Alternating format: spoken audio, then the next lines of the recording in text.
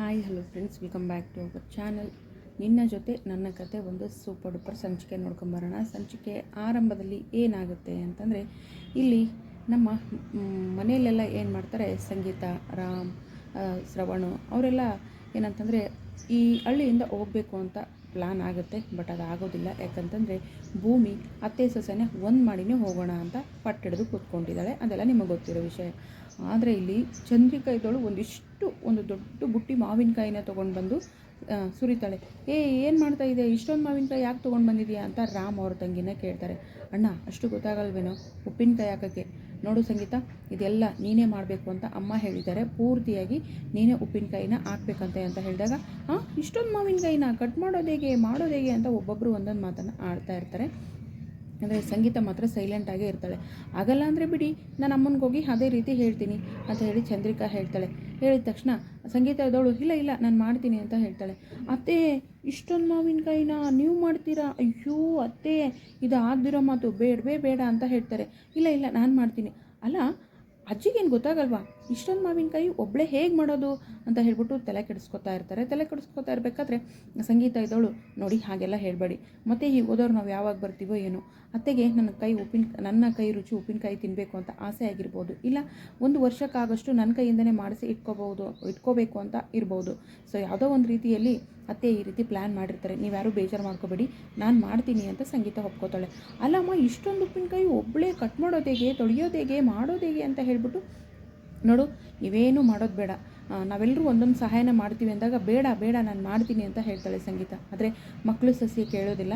ಏನಂತಂದರೆ ಇಲ್ಲ ನೀವು ಒಗ್ಗರಣೆ ಮಾತ್ರ ಹಾಕಬೇಕು ಅತ್ತೆ, ಮಿಕ್ಕಿದ ಕೆಲಸ ಎಲ್ಲ ನಾವೇ ಮಾಡ್ತೀವಿ ಅಂತ ಈ ಭೂಮಿ ಕೂಡ ಹಠ ಮಾಡ್ತಾಳೆ. ಸರಿ ಆಯಿತು ಅಂತ ಹೇಳ್ಬಿಟ್ಟು ಉಪ್ಪಿನಕಾಯಿನ ಚೆನ್ನಾಗಿ ಮಾಡ್ತಾ ಇರ್ತಾರೆ. ಈ ಕಡೆ ಸಂಗೀತ ಇದ್ದವಳು ದೇವಯಾನಿಗೆ ಕೇಳ್ತಾಳೆ. ದೇವಯಾನಿ, ನೀನು ಅತ್ತೆನ ನೋಡೋಕ್ಕೆ ಅಂತ ಬಂದೆ, ಆದರೆ ಇಲ್ಲಿ ಬಂದು ಸೌದೆ ಒಲೆಯಲ್ಲಿ ಅಡುಗೆ ಮಾಡ್ತಿರೋದು ನಿನ್ನ ಕಷ್ಟ ಆಗ್ತಿರ್ಬೇಕಲ್ವಾ ಅಂದಾಗ, ಅಯ್ಯೋ ಸಂಗೀತ, ಪರವಾಗಿಲ್ಲ ಬಿಡು, ನೀನು ನಮ್ಮನ್ನು ಅಡುಗೆ ಮನೆಗೂ ಕೂಡ ಬರೋಕ್ಕೆ ಬಿಡೋದಿಲ್ಲ, ಅಷ್ಟು ಚೆನ್ನಾಗಿ ಅಡುಗೆ ಮಾಡ್ತೀಯ ಊರಲ್ಲಿದ್ದಾಗ, ಅಂಥದ್ರಲ್ಲಿ ಇಲ್ಲಿ ಸ್ವಲ್ಪ ನನ್ನ ಕೈ ರುಚಿನೇ ನೋಡಲಿ ಬಿಡು ಎಲ್ಲರೂ ಅಂತ ಹೇಳ್ಬಿಟ್ಟು ದೇವಯಾನಿ ಹೇಳ್ತಾಳೆ. ಹೀಗೆ ಖುಷಿಯಿಂದ ಹೇಳ್ತಾರೆ. ಎಲ್ಲರೂ ಉಪ್ಪಿನಕಾಯಿನ ಮಾಡೋಕ್ಕೆ ಸಹಾಯ ಮಾಡ್ತಾರೆ. ಉಪ್ಪಿನಕಾಯಿ ಕೂಡ ಫಸ್ಟ್ ಕ್ಲಾಸ್ ಆಗಿ ಮಾಡ್ತಾರೆ ಸಂಗೀತ ಅವರು. ಅಮ್ಮ ನನಗೆ ಅಂತ ಕೈ ಚಾಚ್ತಾರೆ ಯಾರು, ನಮ್ಮ ನಚ್ಚಿ ಅವರು. ಆಗ ಸಂಗೀತ ಕೊಡೋದಿಲ್ಲ.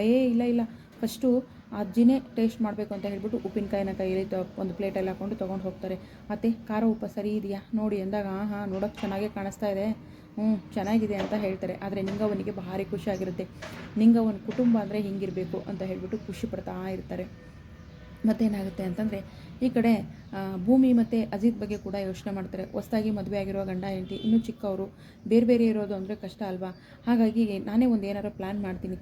ಅತ್ತೆ ಮಲಗಿದ ಮೇಲೆ ನೈಟ್ ನಾನೇ ಭೂಮಿನ ಅಜಿತ್ ರೂಮ್ಗೆ ಕಳಿಸ್ತೀನಿ ಅಂತ ಹೇಳ್ಬಿಟ್ಟು ಶ್ರವಣ ಮತ್ತು ಎಲ್ಲರೂ ಮಾತಾಡ್ಕೊತಾ ಇರ್ತಾರೆ. ಸೊ ಮಾತಾಡ್ತಿರ್ಬೇಕಾದ್ರೆ ಇನ್ನು ಶಾರದಮ್ಮ ಮತ್ತು ಶ್ರವಣ ಅವರು ಕೂತ್ಕೊಂಡಿರ್ತಾರೆ. ಅಲ್ಲಿಗೆ ಭೂಮಿ ಕೂಡ ಬರ್ತಾಳೆ. ಬಂದ ತಕ್ಷಣ ಭೂಮಿ, ಅಜಿತ್ಗೆ ಹಾಲು ಕೊಟ್ಟೆನಮ್ಮ ಅಂತ ಕೇಳ್ತಾರೆ. ಯಾರು? ನಮ್ಮ ಶ್ರವಣ ಅವರು.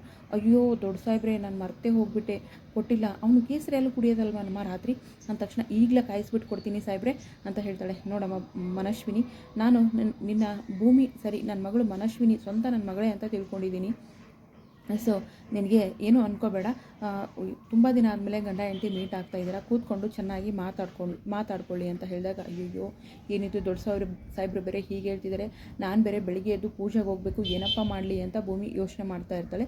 ಯೋಚನೆ ಮಾಡ್ತಿರ್ಬೇಕಾದ್ರೆ ಸರಿ ಸಾಹೇಬ್ರೆ ಅಂತ ಹೋಗ್ತಾಳೆ. ಹಾಲನ್ನು ತೊಗೊಂಡು ಹೋಗ್ತಾಳೆ. ಹಾಲು ಕಾಯಿಸ್ಕೊಂಡು, ಸಾಹೇಬ್ರೆ ಅದು ದೊಡ್ಡ ಸಾಹೇಬ್ರು ನಿಮಗೆ ಹಾಲು ಕೂಡ ಕೇಳಿದರು ಅಂತ ತೊಗೊಂಡು ಹೋಗ್ತಾಳೆ. ಹೇಳಿದ ತಕ್ಷಣ ಅಷ್ಟೇನಾ ಅಂತ ಹೇಳ್ತಾನೆ ನಚ್ಚಿ. ಅಂತ ಭೂಮಿ ಹಿಂಗೆ ಗುರಾಯಿಸ್ತಾಳೆ. ಗುರಾಯಿಸಿದ ತಕ್ಷಣ ಗುರಾಯಿಸೋದು ಗೊತ್ತಾಗ್ತಿಲ್ವನೋ, ನಡಿಯೋ ಹೋಗೋಣ ಅಂದ ತಕ್ಷಣ ಒಬ್ಬರು ಚಾಪೆ ತೊಗೊಂಡು ಒಬ್ಬರು ದಿಮ್ಮು ತೊಗೊಂಡು ಓಡ್ತಾ ಇರ್ತಾರೆ. ಎಲ್ಲಿಗೆ ಹೋಗ್ತೀರಿ? ಇಲ್ಲಿ ಗಾಳಿ ಇಲ್ಲ ಕಣೋ, ನಾವು ಹೊರಗಡೆ ಗಾಳಿ ಮಲ್ಕೊಳ್ತೀವಿ ಅಂದಾಗ, ಮತ್ತು ನಾನು ಅಂದ ತಕ್ಷಣ ಅದಕ್ಕೆ ಬಂದಿಲ್ವಾ ಅಂತ ಹೇಳಿ ಹೋಗ್ತಾರೆ. ಹೋದ ತಕ್ಷಣ ಭೂಮಿ ಅಜಿತ್ನ ನೋಡ್ತಾ ಇರ್ತಾಳೆ. ಯಾಕೆ ಭೂಮಿ ಹಾಗೆ ನೋಡ್ತಿದ್ಯಾ ಅಂದ ತಕ್ಷಣ, ಸಾಹೇಬ್ರೆ ನೀವು ತುಂಬ ಚೆನ್ನಾಗಿ ಕಾಣಿಸ್ತಾ ಇದ್ದೀರಾ ಅಂತ ಭೂಮಿ ಹೇಳ್ತಾಳೆ. ನೀನು ಅಷ್ಟೇ ಭೂಮಿ, ಈ ಚೂಡಿದಾರದಲ್ಲಿ ತುಂಬ ಚೆನ್ನಾಗಿ ಕಾಣಿಸ್ತಾ ಇದೆಯಾ ಅಂತ ಹೇಳ್ತಾರೆ.